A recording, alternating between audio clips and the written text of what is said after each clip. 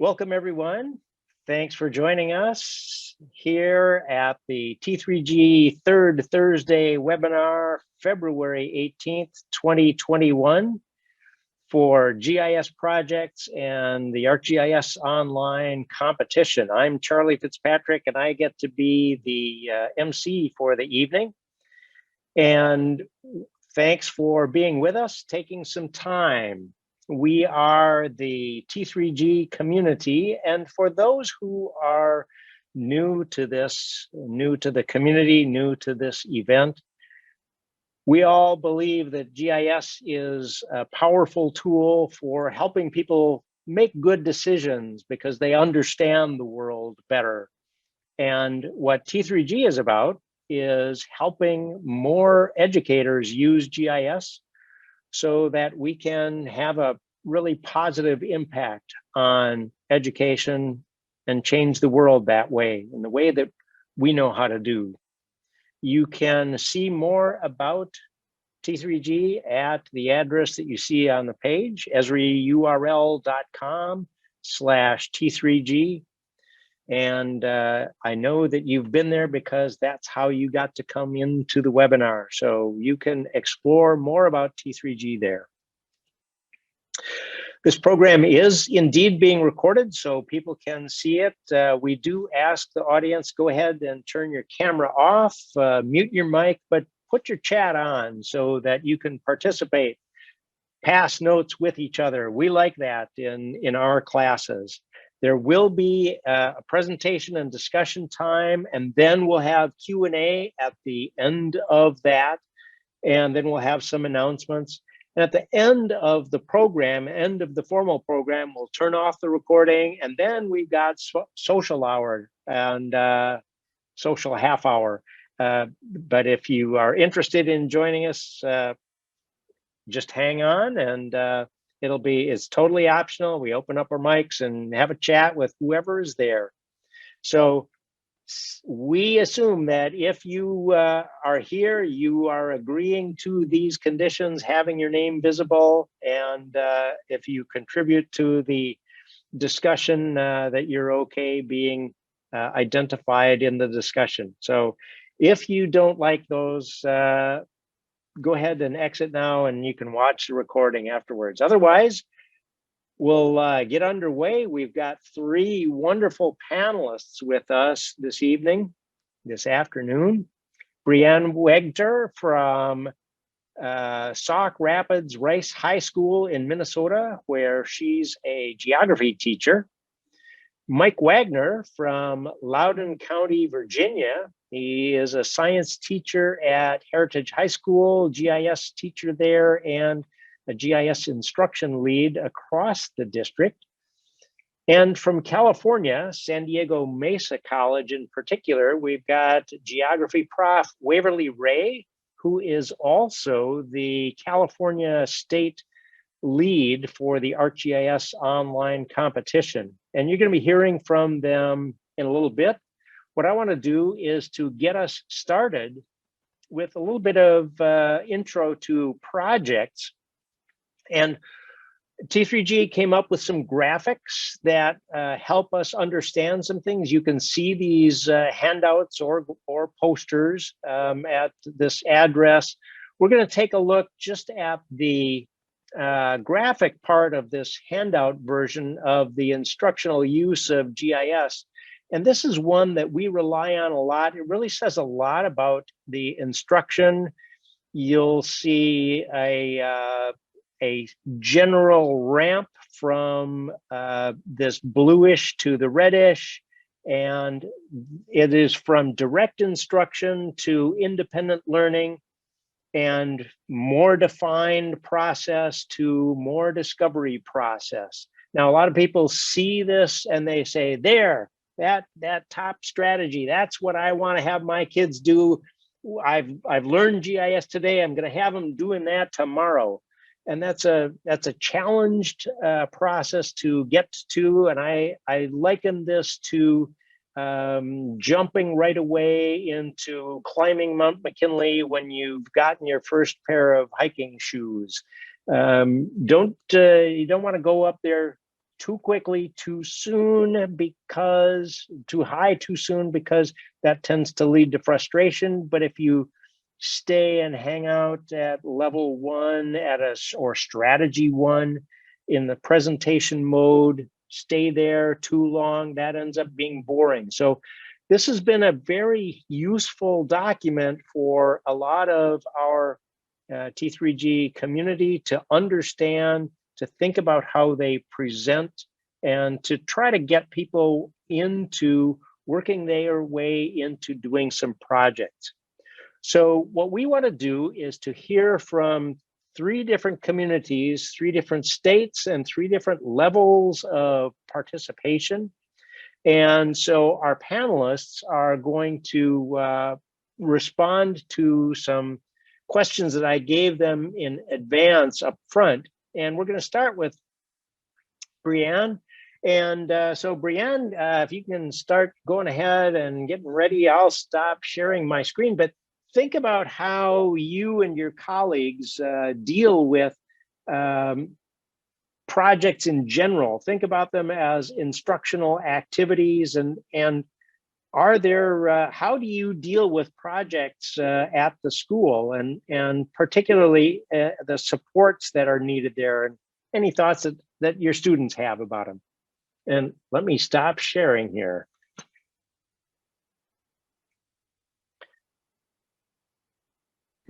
Okay, and I will start sharing. 1 second here. All right. We can see it. Excellent. So as Charlie said, I'm Brianna Wechter, teach at Sauk Rapids Rice High School in central Minnesota. This is the sign for our school. You can see a little bit of our flat landscape, but some beautiful greens, and our entrance here that says enter to learn. And we really try to have those high expectations for our students as they come into our building with storm pride. In terms of projects and project planning at SRRHS, most of our classes use projects in some way. In geography, we take a look at our standards like these 3 I clipped here for you, and just realize that so many of those standards are just ripe for using projects to attain them. And so in terms of just attaining those geography skills and standards there, but additionally, we look at what skills that they give to students and help students prepare for that will be useful for whatever path that they take outside of or after high school, whether that be college or career or a trade, whatever it is. Our school had the really awesome opportunity to invite last February now, invite in about 200 different businesses in our surrounding community and talk to them about what are you looking for from a high school graduate? What kind of skills? What do you want them to know? And so many of them were like the ability to collaborate, organization, social skills, planning, making sure they can keep up with the timetable. And we think that like projects are a great way to help develop those skills in students. This one here, Sarah Gamma, she is a fantastic student. She's a senior this year. She is working using GIS on a DECA project. And so she learned about GIS as a freshman, and then as a sophomore and a junior with her DECA project, which is in business and economics. She's like, I want to use GIS to explain why this product would be good for this area of Minnesota. So she was consulting with me and some other geography teachers on that project. But that was really inspiring and exciting to see how they could now use an additional skill they learn, GIS, and apply it to more problem solving as they continue in their grades. In terms of our team at Sauk Rapids, specifically social studies, we've really done a lot of work trying to plan for that progression. What Charlie showed you on that chart. So in the left picture here, you actually see pictures from Sauk Rapids of teachers both from the high school and the middle school as we attended the Minnesota LIS GIS Consortium. And together between those 2 schools, we really plan on what skills, basic level, are they going to learn in middle school, and how can we build that and then go towards analysis skills and even more deeper learning in high school. And then Melissa Block is probably the teacher who I work most closely with in terms of developing projects and products for our students to use. This year, of course, planning has looked a little different. I would say we're probably looking at like a 10% of what our normal planning time is in terms of collaborating than what we're normally used to, just because of all the extra stuff that comes with hybrid and distance learning. But we, and myself and Ms. Block especially, continue to do the work to try to get our students through this process of projects. And I took that T3G kind of script there to just give you an idea of projects that we do with GIS in 9th grade. And I mean, it kind of demonstrates for you a little bit. We start with the presentation, demonstration, scripted activity, and then we go into some already kind of made materials through Earth Explorers or Geo Inquiries through ESRI. And then eventually we get to Minnesota on the Map about this time of the year where it's more of a custom project. But I will be honest and say that some of the students are definitely doing Minnesota on the Map, more of that expanded script level. We do start to kind of tailor it and level it off in terms of students and what they are hoping to accomplish, how hard they want to challenge themselves, and what they've demonstrated capabilities with in terms of the ArcGIS skills. Last year, we had a lot of people doing the custom project. This year, because we haven't delved so much into ArcGIS as we have in past years due to distance learning and due to the fact that the 8th graders really lost a lot of that last year in the spring. So we will probably be more directed this year than custom projects, but some students will still achieve that level. Cool. And then I think you mentioned student feedback, and I mean, students really like working on projects. I would say this year I'm getting a lot more of a mixed bag in terms of, do students like group or individual? Because I don't know, I was just asking a kid today, and he was like, well, I usually like group projects, but this year, like, some of my friends that don't act and believe the same way as I do this year. So I don't feel comfortable working closely with them in a group anymore. And so there's just a whole new level of thinking from the student lens in terms of group work that has been kind of changed. But I think you're going to get the same kind of answers you would in a normal school year. It's like, well, I work really hard and not everybody has my same work ethic, so I don't like to work in groups, and others who really look for that social aspect of working together. So I do like. It's a different year. It sure is. Yeah. Cool. Very good. All right, Mike, let's shift over to you. Working across the district, and I think there are, 90 schools in Loudoun County. Can you tell us about the experiences that you get there? Absolutely. Thank you, Charlie. And good evening, everybody. So I am the GIS lead teacher for Loudoun County Public Schools. So in my role, it is working with all different schools, K to 12. And I do a lot of training, mainly on ArcGIS online. Occasionally, some of the higher program or the programs in the high school require or ask for to do some work with ArcPro. But let me dive into here. I'm sorry, Charlie, but I might have to take off. I can't even see my other screen here, so just give me a second here. No problem. We have a technical adjustment is all. Sometimes my screen does not allow me to see that when I'm using my headset. So hopefully everybody can hear me. Yep. Am I good? You're good. All right. So in Loudoun County, and looking at the way that Charlie presented those different levels, right? We are really looking at, we have this motto of one little world, students making meaningful contributions to the world. And this fits right in with a project-based. Almost everything we do now is now shifting to project-based learning. And so we're looking for ways that we can not only present content, but also have a student diving into challenging problems and making products for the world and connecting with the world with professionals in the field. So this is our county. It's a large county. We do have 90 some schools now in the county. We have over 80,000 students, and managing all that takes, we have an organization account for every school, and then a few additional ones. Our focus as far as GIS is encouraging spatial thinking within the context of mapping. And some of the patterns that I'm seeing across different grade levels.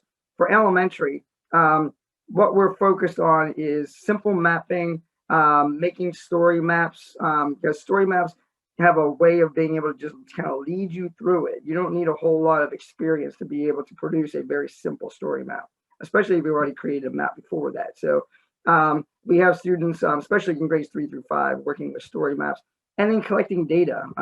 We do have some iPads that were on grants for elementary schools where they could take those out into the field outside their school, collect some data, and then bring them back in and actually look at that data and look at those patterns.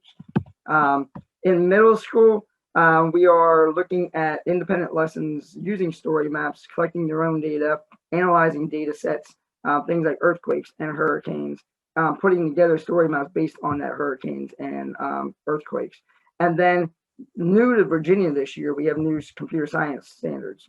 So I have now created a lesson, a notebook lesson that I'll show later on that uses ArcGIS Online Notebook and teaching them content and scripting. So, and then at the high school level, it's more of the extensive use of AGO analysis tools, conducting research using ArcGIS Online. And what we found is that in the project-based lessons, now that they're common, students really enjoy that interaction between the content delivery and the hands-on part of it. And teachers are becoming more accustomed to teaching the project-based learning and getting students involved in mini projects or even large-scale projects. Some of the projects take multiple weeks to complete. Also, what I found is that the COVID and distance learning have made the use of ready-made online lessons a lot more popular.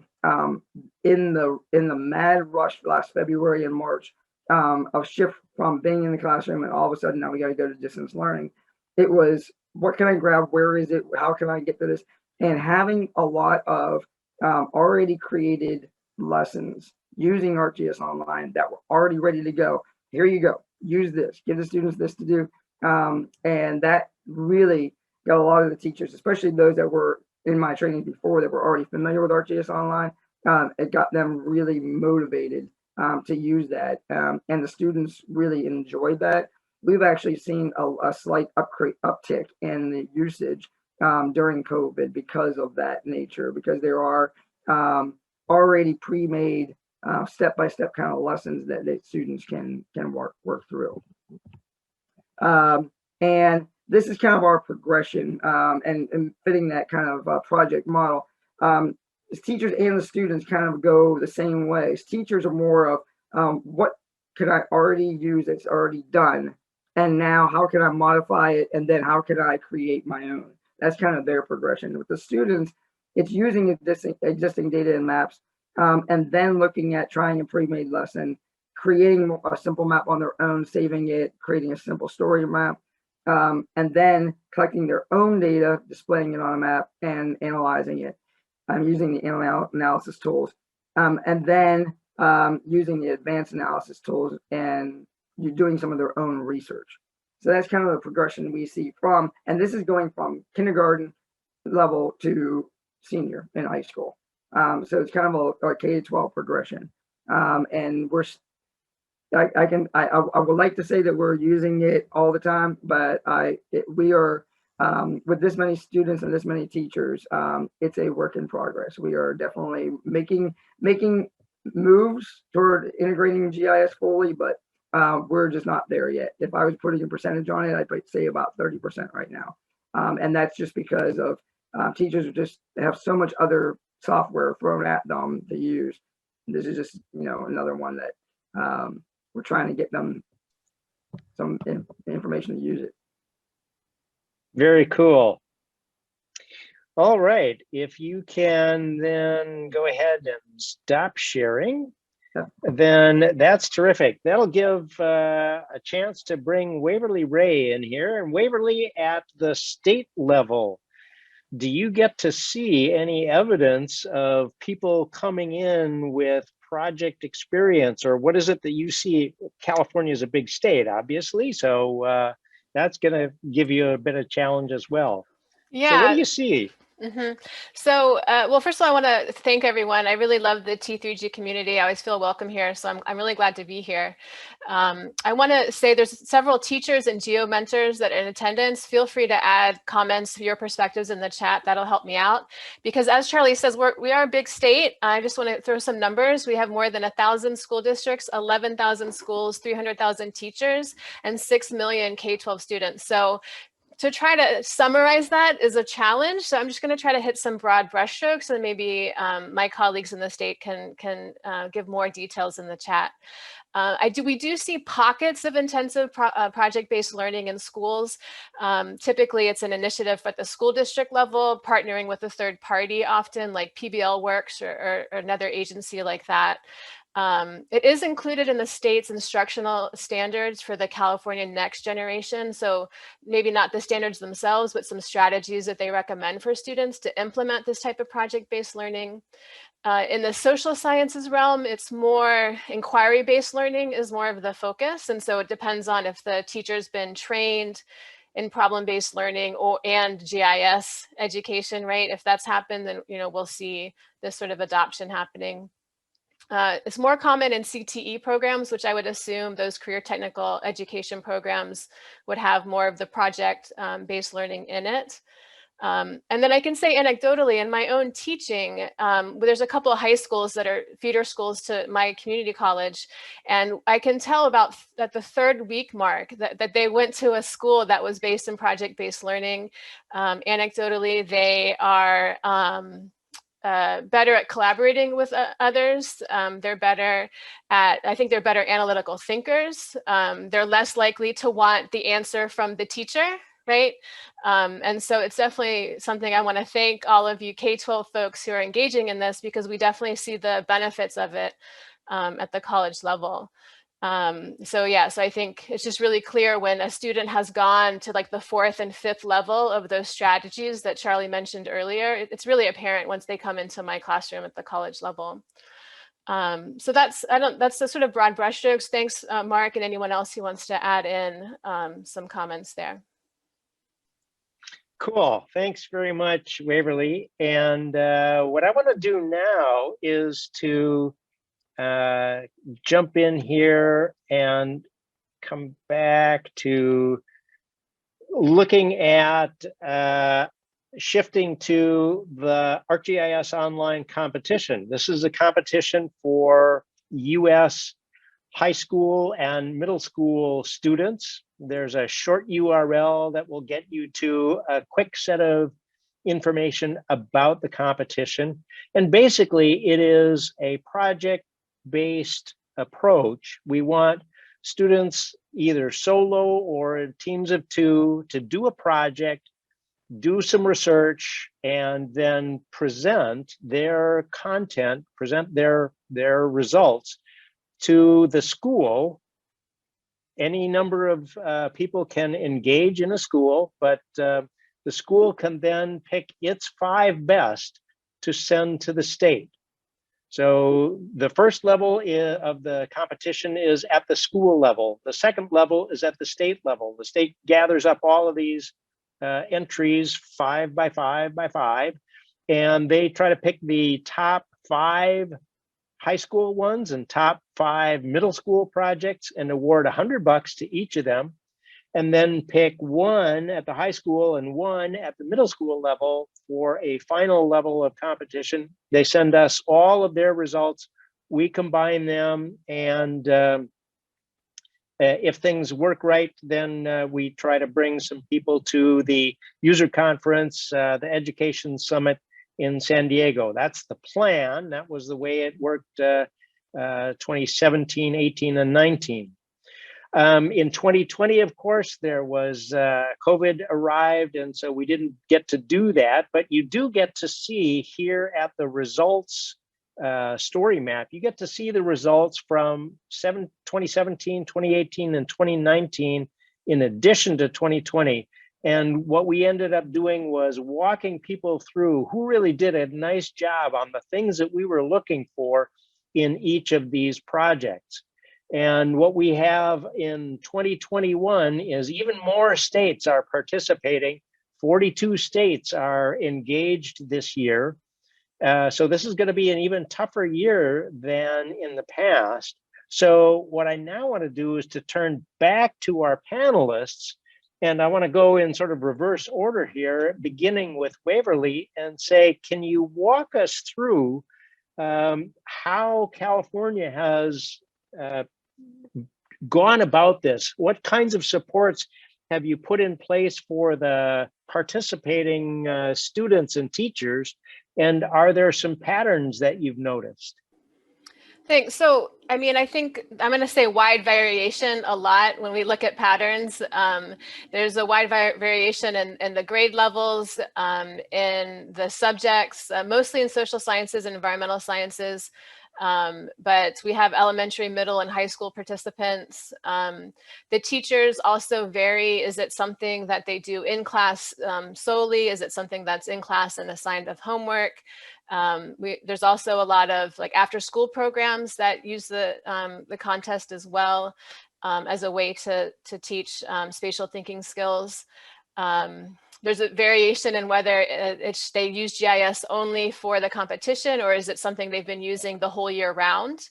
So sometimes this might be their only exposure through the competition to GIS, but that's not true for every participant. And then some teachers use the GeoMentors. So we try to provide teachers who are interested with a professional to give feedback on early drafts of the maps. And I think that's been really important because I think building that connection between K-12 to career is really fruitful for everyone involved. We, promote the contest at professional learning activities and through social media. So I think, we probably struggled like everyone else. How do you reach people to let them know about it? Some of the recommendations was to give teachers like themes or something specific. If you're coming new to the project, it could be quite a challenge to come, to help guide the students to get to the point where they can do a level 4, level 5 project. So that was something that teachers have asked for, sort of that kind of guidance.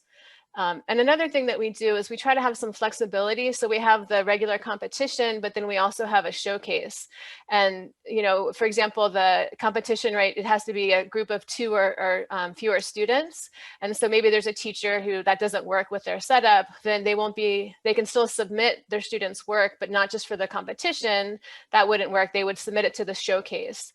And so we have like the 1st through 5th award winners for students, but then we also do honorable mentions for the showcase. And that's a way just to broaden the participation out for, if there's a teacher who wants to use GIS, we want to encourage that to happen.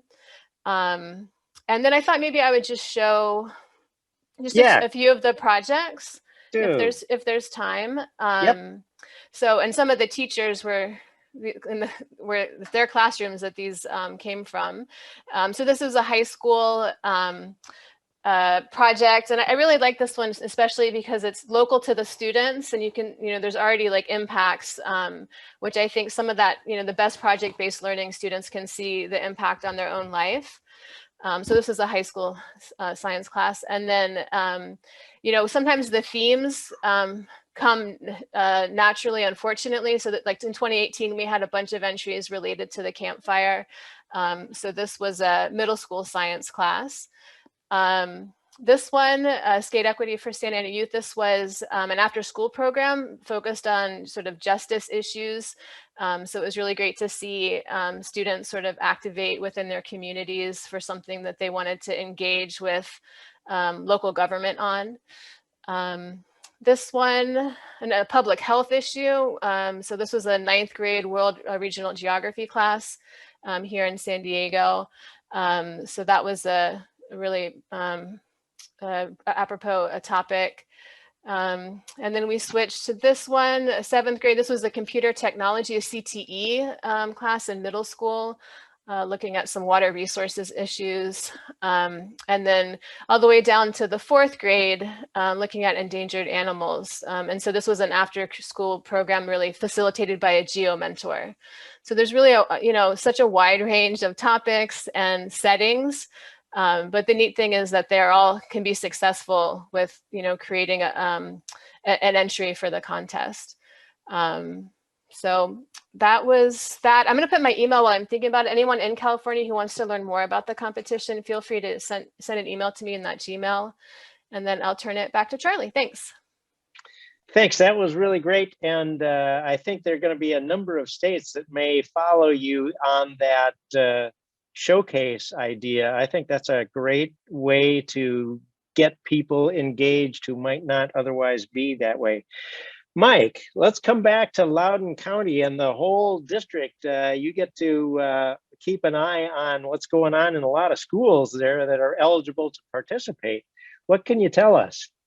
So thanks again, Charlie. So our Virginia Geographic Alliance, who heads up the state of Virginia and the map competition, they do a theme for each of the years. And one of the things that we found with our schools is that sometimes that tends to be narrow. So there's a certain subject area who then has more of a implication for their curriculum.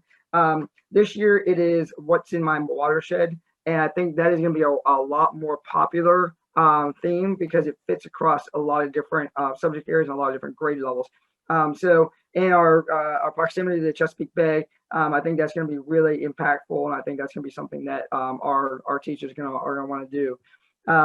And the only other thing is the timing of it. What we found too is that timing is butts right up against when our state testing starts, and we all know how teachers get when it's coming down within 2 weeks of the state test. It's really difficult to get them doing other types of projects in that when they know that those are on the horizon. The good news is that this year there's a little bit less emphasis on those tests. So I think this might be our year to have a lot of submissions. And what we try to do too, and what I try to do is it gives teachers some things that they could, a place where they can go for resources for their students, and I'm creating these subject area, like this one here is meteorology, climatology resources, which is a story map that has lessons, it has map layers, a whole database of map layers that they can go to, that they don't have to do a lot of searching for. It's there right at their fingertips, and doing this for a lot of different grade areas and subject areas and grade levels. And I found that these are popular only because it's at their fingertips. They don't have to do a lot of searching and going and looking for those types of things. So that's one thing that we're trying to focus on. The other thing is we're trying to get in the hands of the teachers. If I can get my little out of the way here.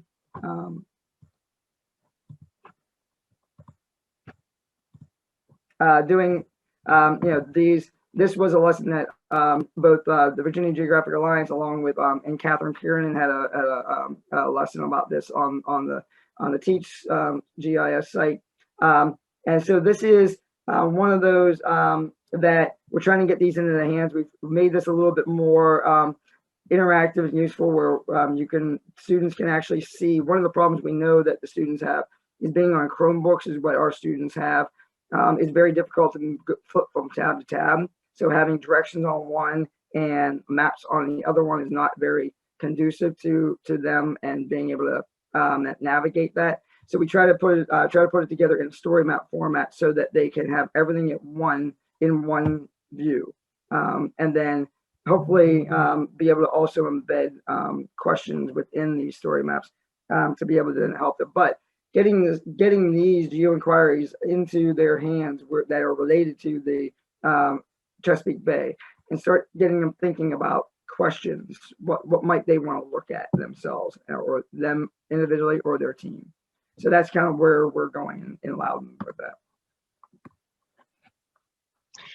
Very cool. Is that Virginia theme, is that something that everybody needs to, or is that theme an optional one?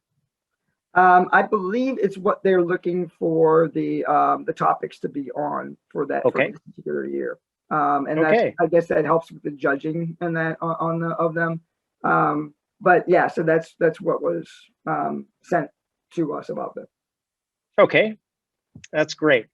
And go ahead and stop sharing, and that'll give us a chance to come back to Minnesota.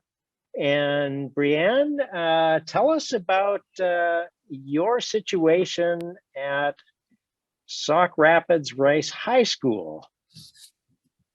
Sure. So we use the Minnesota on the Map contest kind of like as a culminating project at the of our GIS use at the end of the year. So we've already done things like this, which is just getting them used to story map and mapping points and making connections. And we've used pre-made things that help them get some analysis and some buffers and comparing different layers together. And then we get to the Minnesota on the Map, and this looks like a hot mess because it kind of is.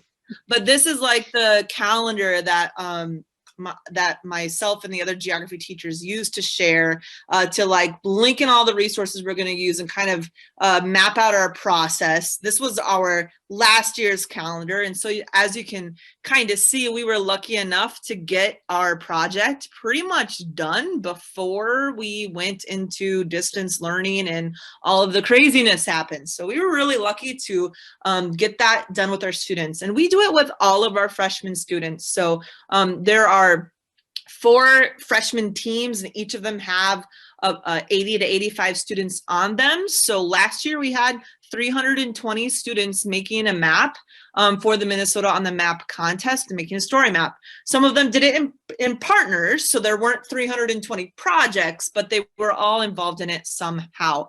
My students created, I think my students alone, 72 projects, which is a lot to look through. I can totally understand why you make us limit it to 5 to send to you guys to look at, but that does get like hard to choose from all the projects.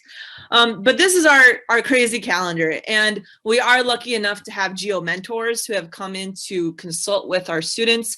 By the time they come in here, we've already kind of taken a look at their projects. We have them do a peer review sheet based on the rubric for the project that we're given from the contest. And then we just kind of ask them, like, which of you want to move forward to the competition? And likely you're going to have to do a little bit more work. You're going to have to do the items detail page. We didn't make everybody do the items detail page last year. Unless they're going to go on to the contest, then we'd work with them there and continuing. And so at that point, we have a smaller group of kids who continue to refine and really do a great job, great work on their projects moving forward. And so by the end of that, I had about 20 students who wanted to submit their project, just my students. And then I had to narrow that down to 2 for me, because the other teachers got to choose some students to move forward to as well. This is what we're working on this year. It's still a little bit of a mystery how it's going to work, because like I said, because they came to us with a little bit less GIS use than our last crew, and it's been a crazy year.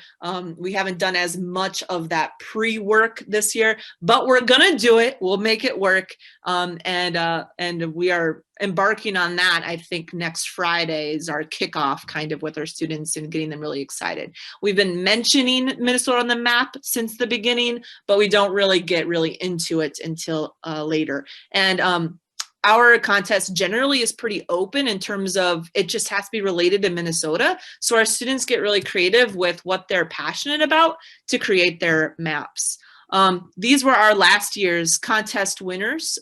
We were able to take 4 of the top 5 Minnesota spots, which is pretty exciting. And then Benaya was chosen to be the state winner this year as well. Super exciting. One of those projects you can see here is federally qualified health centers, really trying to compare, like, why are they located where they are in Minnesota? What kind of things are they related to in terms of income or household, average household size, etc. Another winner was changing moose population. How does human population impact moose, and how did other species, which I can't remember exactly which animals she looked like, but how are they shrinking? And then the winner did the emerald ash borer impact on Minnesota's forests, and he had quite a lot of comparative and data and analysis, and his spatial reasoning was pretty exciting, and he really worked hard and went forward with with his project a lot. And then, I mean, student feedback for the project, good and bad. Most of the bad feedback, I would say, would be mostly connected to just GIS frustrations, which, I mean, I do have some students who shared with me some of their frustrations. I'll play you like 20 seconds of it because they're cute and it's adorable. But they get through it. Trying to find the different layers. Just when stuff doesn't save and it randomly deletes and stuff just goes wonky. I have a rough time finding the layers and maps. You have to click on like 20 different things just to get one thing done. The most frustrating part. That's enough frustrations.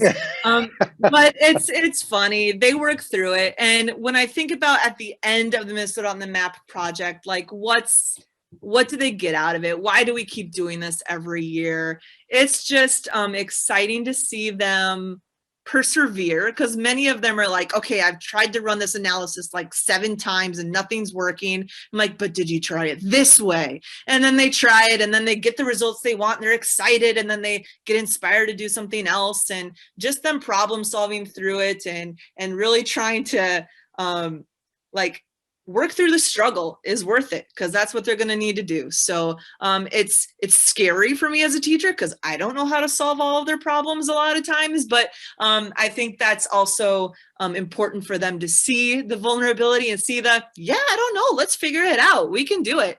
And we work through it together. So it's been a fun journey and I'm looking forward to it again this year. And the success from last year was definitely a boost after we had been working on developing this more and more over the last 4 years. And I'm excited to keep on going. Wow, that's really quite cool. And for those of you that didn't get to see any of the math behind this, 40% of all of the entries came from one school last year, and you just saw why. That's an interesting thing. Sometimes it does pay to be lucky in terms of having your calendar work coincidentally work with a national disaster, a global disaster. It's one of these things that you can't control everything, and so that's it was great to have that be identified as this is a culminating project for people in 9th grade, the things that they have to do. Do you know if any of your students from this past year are planning on participating in this year's event? You know, I'm not sure. I talked to a couple of them and be like, you know, you can do it again, right? You can just come up with another topic and re-enter. And they're like, really? And so they seem interested, but then I think they're like, but I'm in AP World History and I'm in this. So then their schedule gets a little scary and daunting too, but I'm trying to convince a couple of them that I know really, even a couple of them that didn't end up submitting the project they did last year, but you know, like, hey, if you just do this and keep working on it, you could really fine tune it and submit it this year. I'm trying to convince a few of them, but we'll see. Cool. Yeah, and I think for Loudoun County, that's one of the things that we're really excited by, having people begin to experience GIS in the early years so that they can be participating and testing their capacity through all of these years. Mike, do you know if you've had any repeats coming from Loudoun County where people have done it more than 1 year? I'm not entering the competition, but we're starting now to see all the work from students doing being exposed at a younger age coming up through. We have a geospatial science course at the junior and senior level, and we're starting to see students coming in who have used GIS for multiple years prior, and now we're starting to see the fruits of the labor there, where they're getting that exposure, and now they're really we can start at a much higher level already and then really give them some great experience. Cool.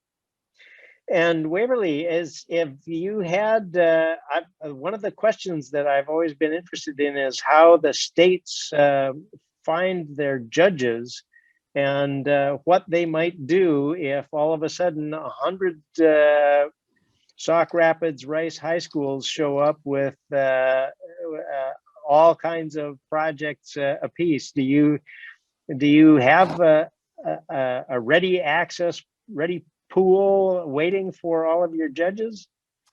Well, I mean, I'm not opposed to begging people if needed, but luckily we've encountered a lot of GIS professionals, you know, through their professional organizations, remote sensing GIS, where they want to give back. And so we haven't had a shortage of judges. Cool. And, you know, and then like our existing judges, we put a call out and say, if you know anyone else. So every year the sort of pool shifts a little bit, but it does expand. And I think the professionals really are delighted by seeing the K-12 projects, because they can't imagine having done that when they were K-12, right? So it's kind of, I think they really enjoy it. Yeah, great. Well, let's open it up. And so if you've got questions, type them into the chat. And let's see, Tom and Joseph, if you guys have seen any interesting questions coming through here, what have you seen going through that we need to address? Just, by and large, kudos to all the presenters for their amazing energy and ideas. That's the main thing. There hasn't been a whole lot of technical questions yet, but we're standing by. Okay, well, go ahead and jump in with a question if you've got questions for our presenters. One of the things that I would like to ask you guys is, has it been hard to, what's been the hardest part of selling your colleagues on participating in this, either at the state level, maybe think of selling the teachers in this. Mike, thinking across the whole spectrum of grades and schools, and Brianne, is there anything that was, you had a built-in acceptance there for your grade? Yeah, I would say for us, I had it pretty easy in terms of our grade, and then in terms of 8th grade too, when we asked them if they would come with us to the GIS LAS consortium so that they could really start using GIS in 8th grade. So by 9th grade, we could get a little bit more into the analysis portions of it. They were really like, yeah, let's see what it's about and let's try it. And so that part was really awesome to have a group of enthusiastic people willing to learn and willing to try it out. I would say it's harder to try to convince some of the upper grade classes to like, hey, we've taught them this. Here's some of the geo inquiries you could incorporate and continue. And I think it's a little bit harder to convince it to keep going after 9th grade, but still working on that. Students do it themselves, like you saw, Sarah Gamma did. And one of my other students came to me and was like, I have to do a project for an English book. And in this book, I can't remember what book it is, I feel horrible, but there was a lot of movement. So they wanted to track the movement of these like 4 main characters across the map, and the different geographic landscapes they traveled, and map these images like what they would have seen in the setting of the book and compare to see if the author got it right. I'm like, you're brilliant. What a fun project. And so it was exciting to see students choosing to use it on their own, but I do wish we could keep it going. Yeah. Mike, did you have any? Yeah, so what I'm doing right now is we're going through, all of the different subject areas and grade levels that this would apply to. We're having a conversation with the teachers, like, okay, so what do you have coming up? Like environmental science. What do you have coming up that's related to the watershed? Hey, let's do this. And then have your students, create this for the competition. So the competition being at first a secondary thing, and then you find the best of those, and we want to be able to submit these. So we're having conversations in things like earth science and environmental science and 6th grade science and 5th grade and 4th grade and all those places where that theme applies, and talking it up. So we're and obviously making the resources available to them as well. Cool.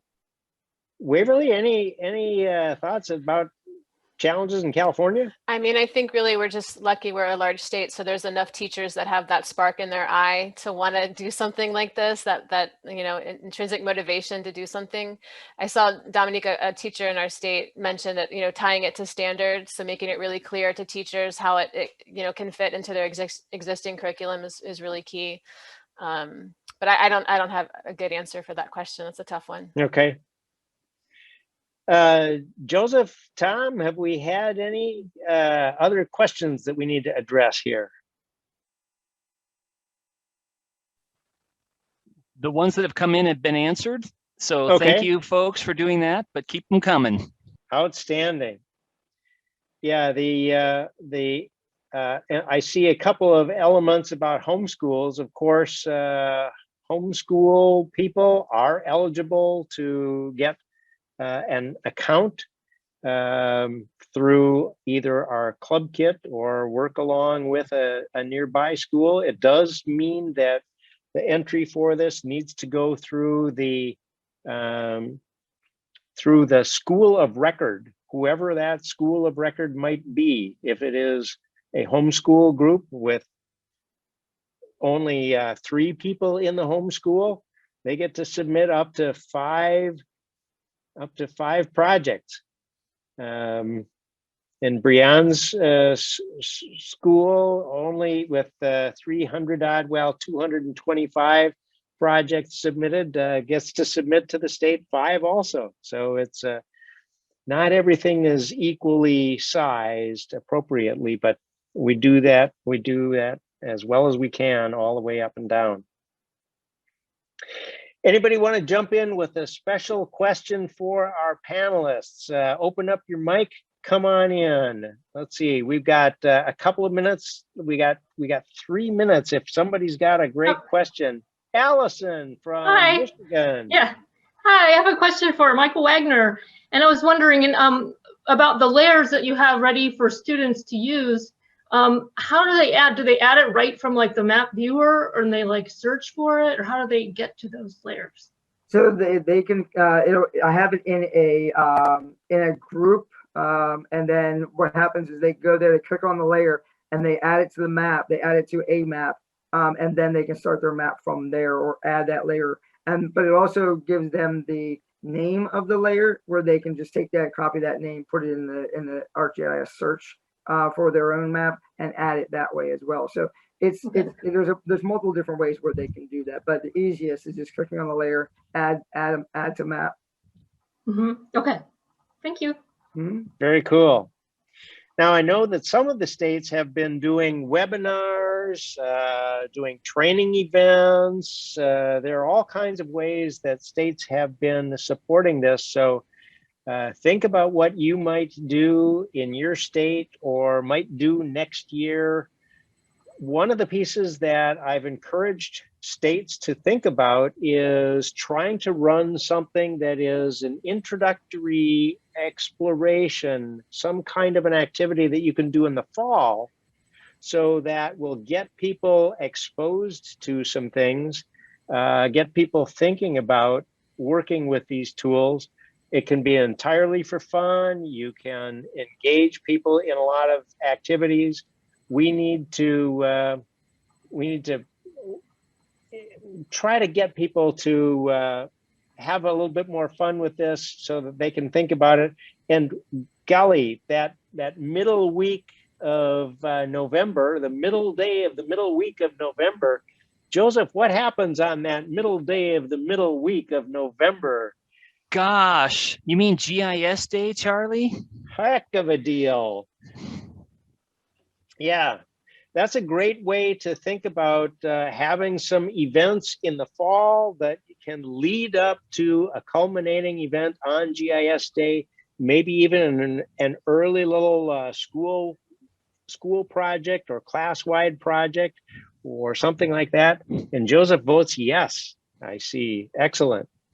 So, all right. Well, thank you everybody for your participation. I need to do one last little bit of sharing here.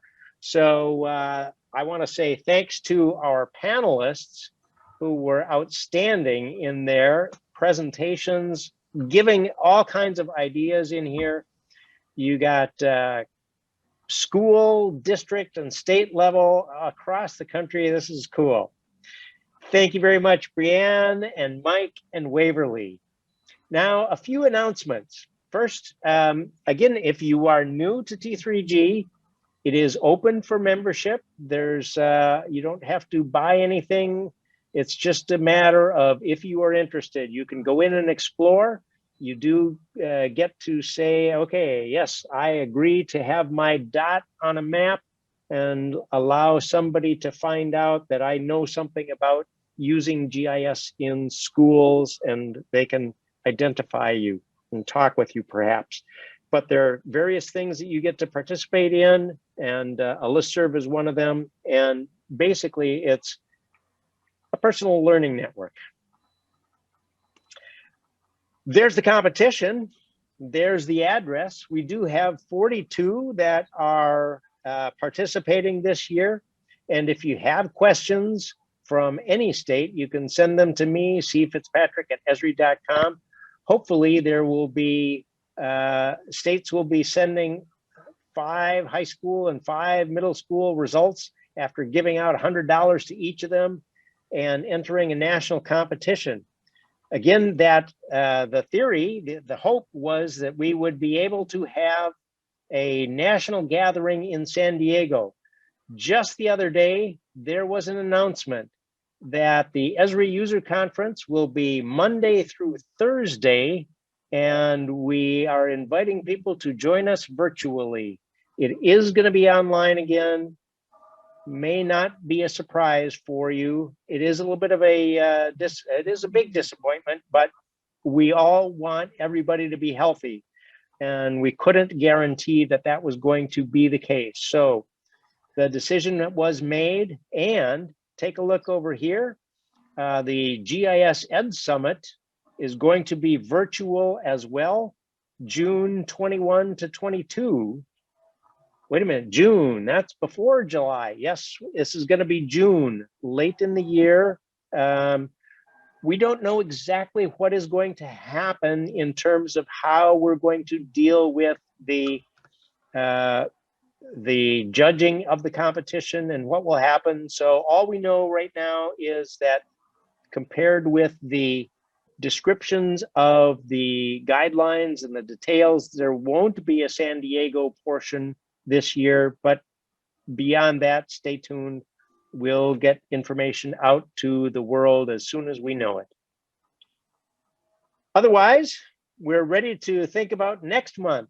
We're going to take a look at the Virginia Geospatial Semester. That is a program that many of you have heard about. It's been around since 2004, but it is, and Mike Wagner is a participant in that, and so he knows a lot about it. We're going to have people that are going to be presenting. Some of the staff and some of the teachers are going to be presenting about that next month. If you want to hear about how people are teaching GIS, that's a really interesting thing to explore, because a lot of people can do that or portions thereof. So with that, I want to say thank you for participating with us.